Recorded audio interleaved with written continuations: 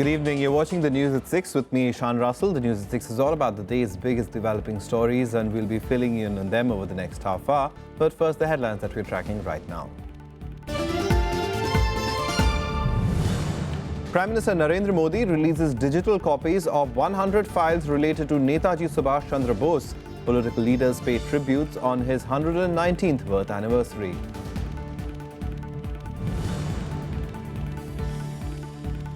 National Investigation Agency arrests 13 of the 14 suspects it detained on Friday. Officials say they received instructions to carry out sensational attacks. Five years on, unrest over failing unemployment levels revisits Tunisia. Nation placed under dawn to dusk curfew.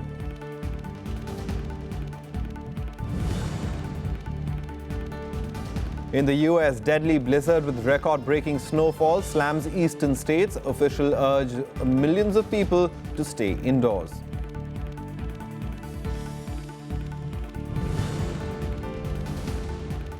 And in cricket, India salvage pride in Australia, win the fifth one-day international match by 6 wickets to lose the series, though 4-1.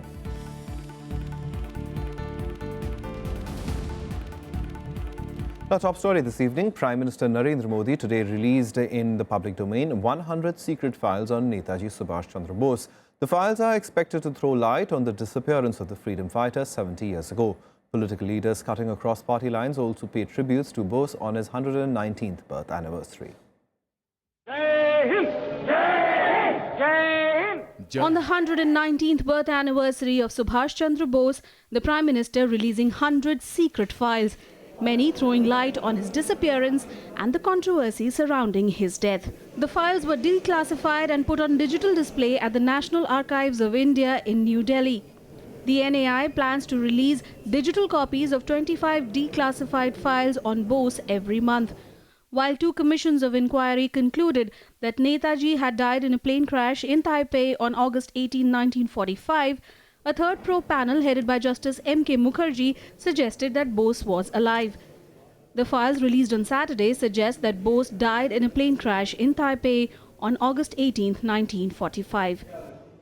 If there's some mystery, it would be nice to know. It won't have any profound influence on Netaji's vision.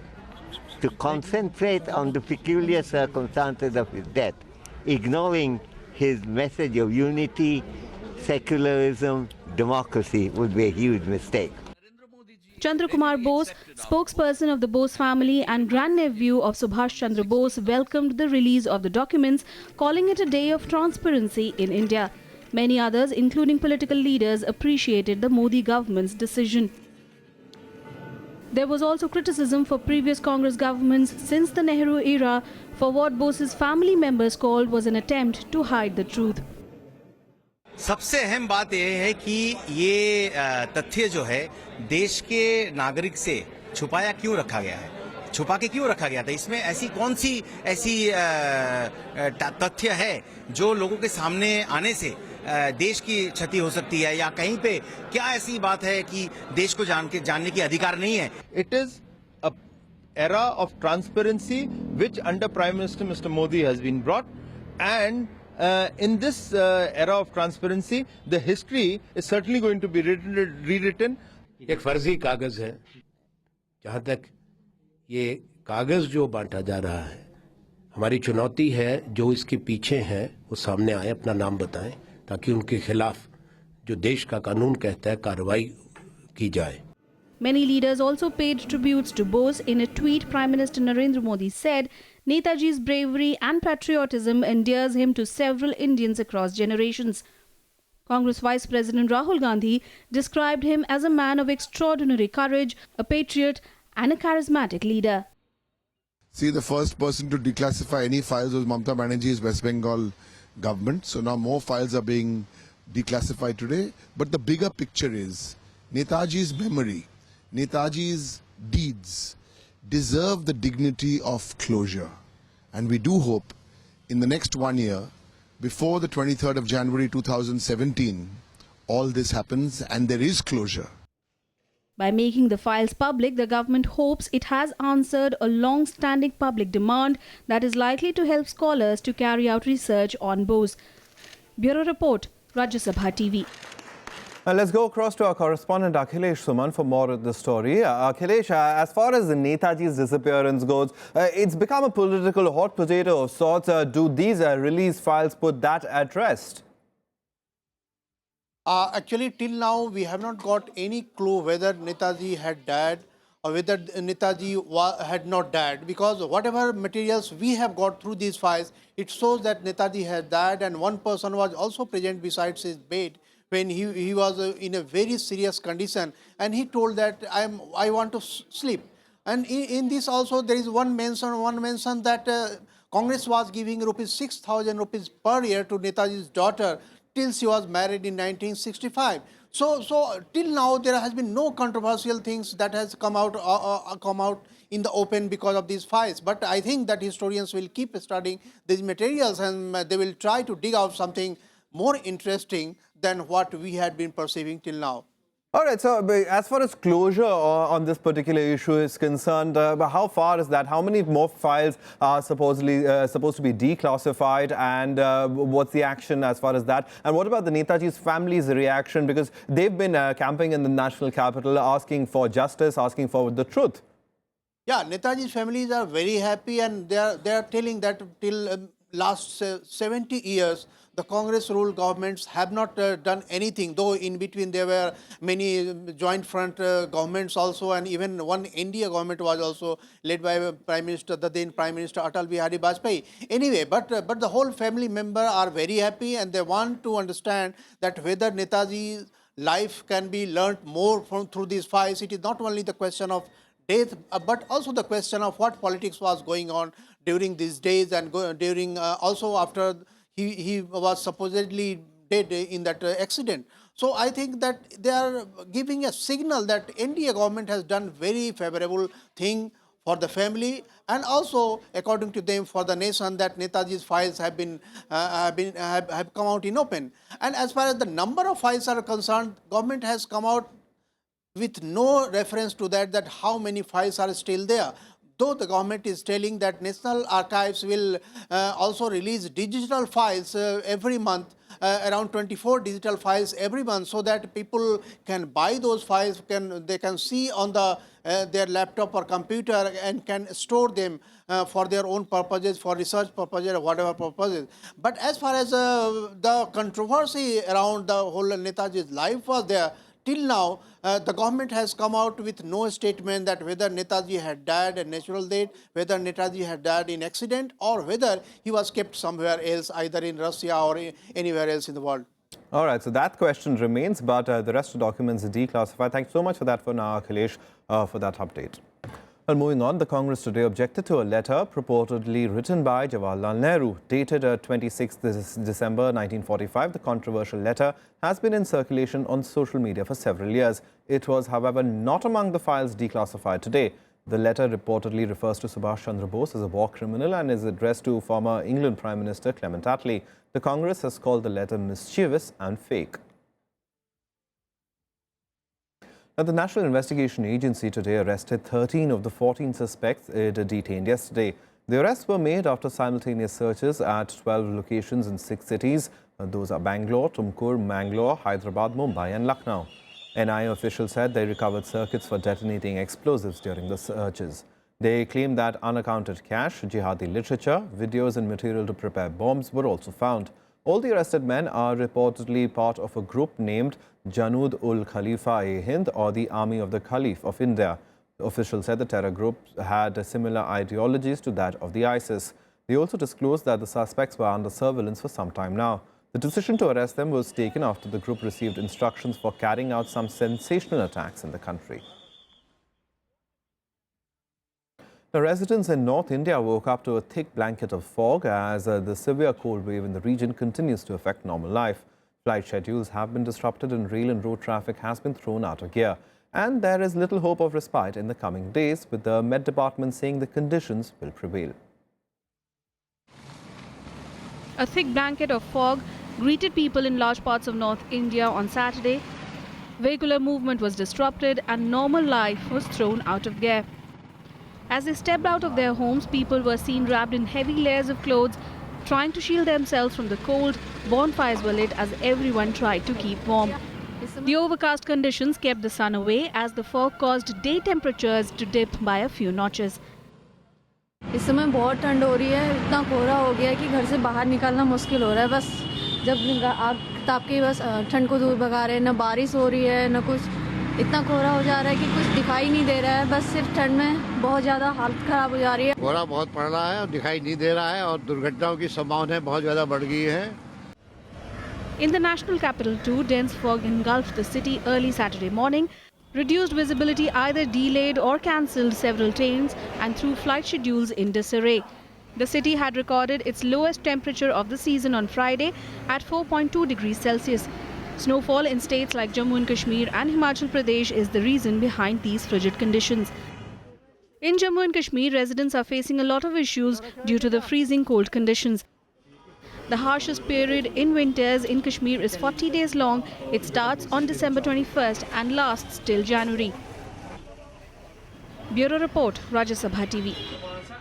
External Affairs Minister Sushma Swaraj today left for Bahrain, where she will attend the first ministerial meeting of the India-Arab League Cooperation Forum. The forum will try to deepen India's ties with the 22-member group amid tensions between regional heavyweights Saudi Arabia and Iran. During her two-day stay in Manama, Swaraj will hold bilateral meetings with foreign ministers of a number of Arab League countries, including a Bahraini counterpart. The India-Arab League ministerial meeting comes over a year after the two sides held their first senior officials meeting in India in November 2014. A number of issues such as terrorism, regional security and tensions between Saudi Arabia and Iran over the execution of a Shia cleric in the kingdom are expected to be discussed. India's trade with most of the Arab countries has grown steadily in the last few years. The Gulf region accounts for over 60% of India's oil and gas requirement. Let's now find out what else is making news across the country and nationwide. Kerala Excise Minister K. Babu has resigned after the Vigilance Court in Thrissur asked the Vigilance and Anti-Corruption Bureau to register a case against him in the bar bribery scandal. The Vigilance Court also ordered that the first report in the case should be filed by the 22nd of February. Babu is the second minister in the UDF government to resign in the bar bribery case. The Himachal Pradesh police has ruled out the possibility of a terror angle to the murder of a car driver hired by 3 people for travel from Pathankot in Punjab. However, an alert has been sounded in the Hill state after the driver's murder. His body was found near a bridge 3 days after he went missing.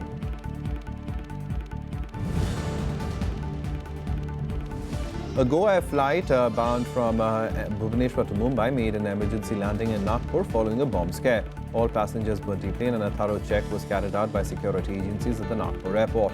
The Go Air officials at Bhubaneswar immediately informed the local police, which is investigating the matter. Chinese billionaire Wang Jianlin's Dalian Wanda Group has agreed to spearhead a $10 billion project to build an industrial park in India. This could become one of the biggest development projects in the country. The Wanda Group signed a preliminary agreement with the Haryana government to build an industrial zone. A Wanda cultural tourism city and a residential district may also be developed as part of the project. Time for us to take a short break. Lots more on the other side too. Stay tuned.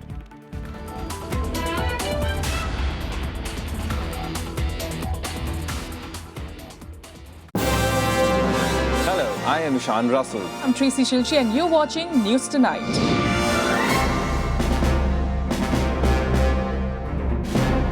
Together with the team of our dedicated professionals from across various fields. This is Shyam Sundar, Vishal Dahiya, Akhilesh Suman, Frank Pereira from Beijing, China. Kriti Mishra for Rajya Sabha Television. We bring to you the news that matters here on Rajya Sabha TV.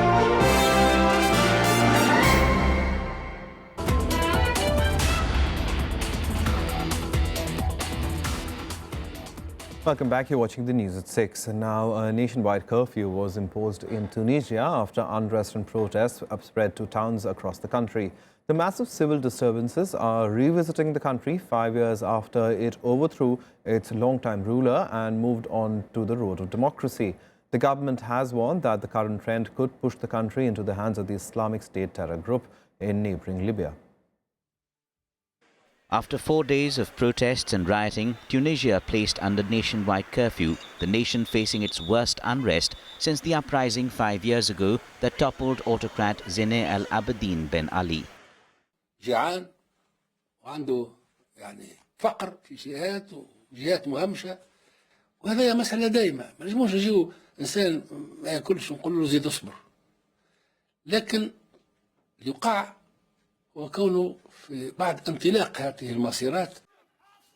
On Friday, many regions including Kasserine and Sidi Bouzid erupted with demonstrations. In Tunis, demonstrators blocked roads and burned tires in the streets. At least 19 people were arrested. بعض قطاع الطريق والسراق ويعني استغلوا هذا الظرف خاصة في بعض المناطق اللي مجاورة لتونس وقاموا بالسرقات والاعتداء على. Spokesman of Tunisia's leftist Popular Front, Hamma Hamani, warned that the protests could spread as more needs to be done to address the country's impoverished population. هل المطالب المحتاجين والمحتاجات اليوم مشروعة ولا ماهيش مشروعة؟ وشكون المسؤول اللي خلى الأوضاع توصل للحد هذا؟ ناس عايشة في الجوع وناس عايشة في الفقر وناس عايشة في التهميش. شو يحبوهم يمشوا لداعش؟ يحبوهم يتيحوا في الكحولية والمخدرات؟ Tunisia has been held up as a model for democratic progress since the 2011 revolution that toppled Ben Ali. But rising discontent over lack of jobs, high living costs, especially in the country's interiors, have only inflamed national sentiment. طرحنا ضريبة استثنائية على واستثنائية وظرفية معناها وقتية على الثروات الكبرى. المسألة الثانية تسديد المديونية أصلا وفوائد لمدة 3 سنوات وهل الإجراء هذا راه ماهوش بدعة. There is also concern over attacks by Islamist militants, including an assault on a beach resort in June that killed 39 people. The government said it was imposing a dawn-to-dusk curfew then to safeguard public and private property from protests. Bureau Report, Rajya Sabha Television. Now, a huge blizzard has begun to hit the U.S. East Coast. It is expected to dump record levels of snow from Washington to New York. Thousands of flights have been cancelled. People have been warned to stay at home. Washington is expected to be the worst hit. Streets of Washington, D.C. blanketed in snow. The winter storm has made landfall, threatening record accumulations. Weather monitors warned the monster blizzard could bury parts of Middle Atlantic region under nearly 3 feet of snow and could bring winds up to 30 to 50 miles per hour. The snow we anticipate is wet and heavy, which means we can expect to see down trees and power lines. The winds are expected to be 30 miles an hour up to 50 miles an hour through Saturday evening, and we believe that we are going to see wind pick up throughout the day. We're predicting that more than 50 million people will be affected by the snow event alone. And we're now working very carefully with the emergency management community, other government officials from federal to state to regional, local, the whole spectrum of decision makers out there. Schools remain shut. Nearly 7,000 airline flights have been grounded. Long queues were seen in front of shops as residents hope to stock up food and other supplies ahead of the massive blizzard in the U.S. East Coast. Washington is expected to be the worst hit. Well, I came here to try to get some last-minute produce items, and they're either sold out or they chose to put it in storage in anticipation that they'll be closed tomorrow. But unfortunately, I'm coming on empty-handed, so I'll just have to make do with what I have in my refrigerator. This storm will be deadly. We need people off the streets. So if you expect to see your street to be plowed during the day on Saturday or going through Saturday evening, it's not going to happen. We're going to keep the roads passable. We're going to make sure our emergency crews can get to where they need to. And then come Sunday, late Saturday night, Sunday, depending on the weather, that's when we're going to start in earnest the digging out of the city. At least 8 people have been killed in snow-related incidents in Tennessee, North Carolina and Kentucky. State of emergency have been declared in Tennessee, North Carolina, Virginia, Maryland, Pennsylvania, the District of Columbia and parts of other states. Over 85 million people are in the path of the huge blizzard, which has life and death implications. Bureau Report, Rajya Sabha TV. The shot rang out at a school in Western Canada on Saturday, leaving 4 people dead. Several others were critically injured in what is the country's worst such shooting in 26 years. The shooting took place in Saskatchewan, a remote Canadian province. A male suspect was taken into custody. Even his children were moved to safety after the shooting at the La Loch Community School.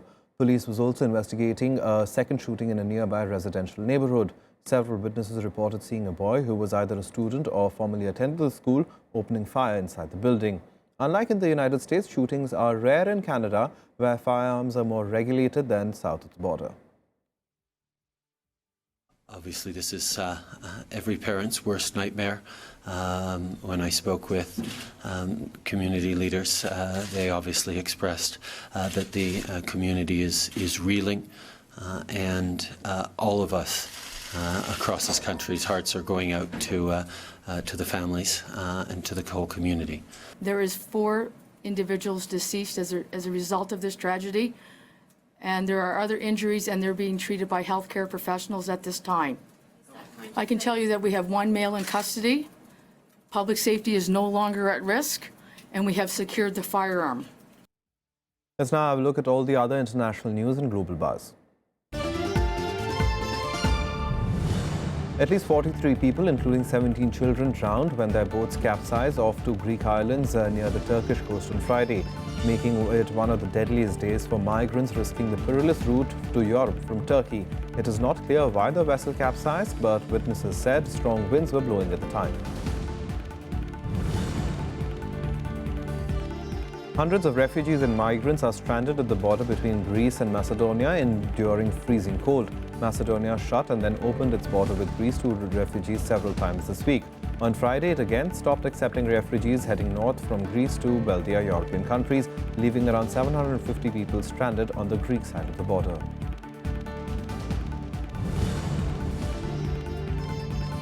Haiti has postponed its presidential election again amid scenes of unrest in the capital, Port-au-Prince. Anger has erupted amid claims that the first round was rigged in favor to the ruling party candidate. Due to take place on Sunday, the deciding vote has now been called off by electoral authorities for security reasons. There is no word on when it will be rescheduled. This is the 3rd postponement and was welcomed by opposition supporters, but they remain angry. Some sports now, and Australia's 18-match winning streak at home came to an end after some excellent batting from Manish Pandey guided India to a victory in the final one-dayer against Australia in Sydney. This is the first time that any team has chased more than 300 runs to complete victory against Australia in their own backyard. India will retain the number 2 ranking in ODIs with this win. Absolutely. All 5 games, the Indian batters have done exceptionally well. An unbeaten Australian stretch in all formats dating back to November 5th, 2014 came to an end on Saturday at the SCG, where India chased down 330 for the loss of 4 wickets with 2 deliveries to spare. On the back of Manish Pandey's first ODI 100 after sparkling 50s from Shikhar Dhawan and Rohit Sharma. Dhawan provided the start, Rohit soaked up the pressure, and Pandey in his 4th match ensured their aborted innings did not hurt India, scoring an unbeaten 104 from 81 balls. That was exciting both for the sizzling shots on view and the youngsters' composure. His special effort sealed the highest successful chase in and against Australia, as well as India's first win in 6 ODIs. Earlier in the day, David Warner's 5th one-day international century and a maiden ton from Mitchell Marsh helped Australia pile on a commanding 330 for 7. They should get 3. It's his first ODI century. After India skipper Mahendra Singh Dhoni asked the home team to take first strike, opener Warne laid the foundation with 122 of 113 balls, while Marsh remained unbeaten on a brisk 102 of 84 deliveries. This was the fourth time in the series that Australia crossed the 300-plus marks. Warner struck 9 fours and 3 sixes, while Marsh found the fence 9 times and cleared it twice. Australia lost the last match's centurion Aaron Finch in the first over to Ishant, following which Warner shared a half-century stand with informed skipper Steve Smith. Bureau Report, Rajya Sabha Television. In the Australian Open, top seeds Novak Djokovic, Stan Wawrinka, Serena Williams and Victoria Azarenka eased through to the last 16, while third seed Garbiñe Muguruza was left searching for her game. Muguruza was outwitted by Czech player Barbora Styrokova, who recorded a major upset in the third round today. The men's top seed Djokovic continued his path to a potential Australian Open semi-final showdown with Roger Federer. He scored a 6-1, 7-5, 7-6 third-round victory over Italy's Andrea Seppi. The pair remained on serve throughout and eventually matched the third set until Djokovic saved 2 set points in the tie-break. He will now play the fourth-round match with 14th-seed Frenchman Giles Simon. Fourth seed Wawrinka breezed into the fourth round with a 6-2, 6-3, 7-6 victory over Lucas Rosol. The victory was the 2014 Australian Open champions 400th on the ATP Tour. In the women's singles, Serena Williams sent a warning to the rest of the field as she charged into the fourth round with a 6-1, 6-1 demolition of Russian teenager Daria Kastakina. The American champion was merciless against the 18-year-old, blasting 24 winners and winning all 10 points coming into the net. Two-time champion Victoria Azarenka also comfortably beat a rising Japanese player Naomi Osaka 6-1, 6-1. The biggest upset of the night was third seed Garbiñe Muguruza. The 22-year-old Spaniard, considered one of the contenders for the title, looked lethargic and unable to establish a rhythm against Barbara Strykova. Strykova won the match in just 76 minutes. All the other sporting action now in Sport Speed. Shuttler PV Sindhu scored an upset victory over top seed Ji Yoon Sung of Korea to storm into the women's singles final of the Malaysian Masters tournament. The double world championship bronze medalist beat her world number 8 Korean opponent 21-19, 12-21, 21-10 in a hard-fought semi-final contest. However, Kidambi Srikanth bowed out in the men's semi-final after a straight sets defeat against Malaysia's Iskandar.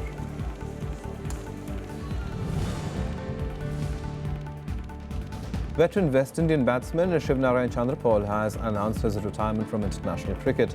Chandrapal, who played 164 tests with the West Indies in his 22-year-old career, finished with just 86 short of the West Indies' all-time record held by Brian Lara. The left-handed batsman played 268 one-day internationals and scored 8,778 one-day international runs with 11 centuries. Robert Lewandowski scored twice as Bayern Munich earned a hard-fought 2-1 win against Hamburg. After Bayern led in the first half, Hamburg levelled through Xabi Alonso's own goal, but Lewandowski ensured that Bayern made a winning return after the winter. With the win, Bayern went 11 points clear at the top of the Bundesliga. Well, that's all from Ask a Guy.